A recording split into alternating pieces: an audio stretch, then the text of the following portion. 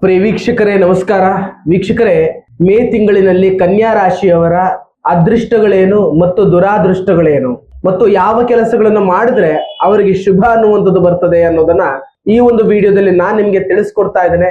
Video ಪೂರ್ತಿಯಾಗಿ ನೋಡಿ ಮತ್ತು ನಿಮ್ಮದು ಕೂಡ ಕನ್ಯಾ ರಾಶಿ ಆಗಿದ್ರೆ ಓಂ ಶಿವಾಯ ನಮಃ ಅನ್ನೋ ರೀತಿಯಲ್ಲಿ ಕಾಮೆಂಟ್ ಮೂಲಕ ತಿಳಿಸಿ. ವೀಕ್ಷಕರೇ, ಕನ್ಯಾ ರಾಶಿಯ ಜನರು ಮೇ ತಿಂಗಳಿನಲ್ಲಿ ಬಹಳಷ್ಟು ರೀತಿಯಾದಂತಹ ಶ್ರಮವನ್ನು ಪಡಬೇಕಾಗ್ತದೆ.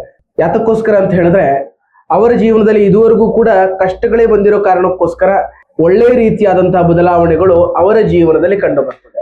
15ನೇ ತಾರೀಕುವರೆಗೂ ಸ್ವಲ್ಪ ಕಷ್ಟಗಳಿದ್ದು 15ನೇ ತಾರೀಕು ಆದ ನಂತರ ಮೇ ತಿಂಗಳಲ್ಲೇ ಅವರಿಗೆ ಒಂದು ಮನೆ ಕಟ್ಟುವಂತ ಆಗಿರಬಹುದು, ಖರೀದಿ ಮಾಡುವಂತ ಯೋಗಗಳು ಅವರ ಜೀವನದಲ್ಲಿ ಮೇ ತಿಂಗಳಿನಲ್ಲಿ ಬರ್ತಾ ಇದೆ. ಮತ್ತು ಕನ್ಯಾ ರಾಶಿಯವರ ಜೀವನದಲ್ಲಿ ಇದುವರೆಗೂ ಎಷ್ಟೇ ಕಷ್ಟಗಳನ್ನು ಪಟ್ಟರೂ ಕೂಡ ಆಗದೇ ಇರುವಂತಹ ಕೆಲಸಗಳು ಏನಾದ್ರೂ ಇದ್ರೆ ಮೇ ತಿಂಗಳಲ್ಲಿ ಅದು ನೆರವೇರುತ್ತೆ.